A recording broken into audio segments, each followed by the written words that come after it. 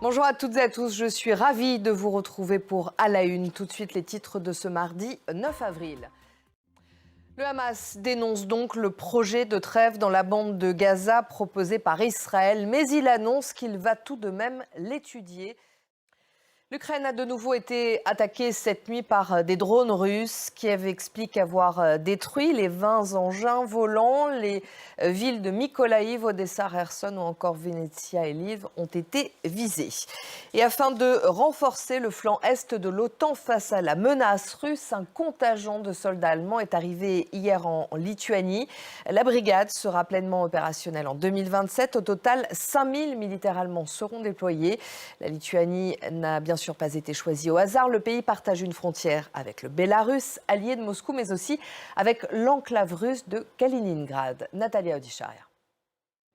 La Terre continue de se réchauffer. Les annonces faites par le programme européen de surveillance de la Terre Copernicus sont toujours aussi inquiétantes. Le mois de mars 2024 a été le 10e mois consécutif à être le plus chaud jamais enregistré. Un nouveau triste record. La température des océans n'a jamais été aussi chaude.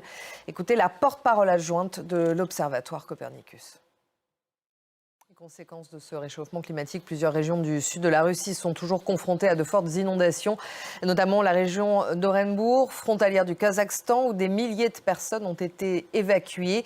Hier, deux autres régions, celles de Kourgan dans l'Oural et de Tyumen en Sibérie occidentale, ont instauré l'état d'urgence. Le pays n'avait pas connu un tel phénomène depuis des décennies. Cette montée des eaux est liée à de fortes pluies, mais aussi à la hausse des températures qui a entraîné une fonte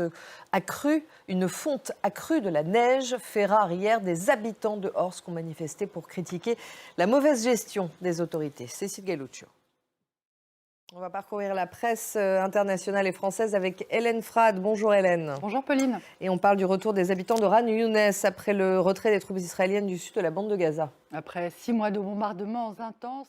Merci beaucoup Hélène, c'était la revue de presse et vous évoquiez à l'instant cette éclipse puisqu'il y a quelques heures des millions de personnes du Mexique au Canada en passant par les États-Unis ont pu observer une éclipse solaire totale. La Lune s'est en fait parfaitement alignée entre le Soleil et la Terre, plongeant une partie de chacun de ces pays dans l'obscurité. Ce phénomène se produit tous les 18 mois environ, une éclipse solaire totale. Je vous le disais, c'est donc à voir avec Jade Lévin. Merci de votre attention. On se retrouve dans quelques instants pour la suite de À la Une.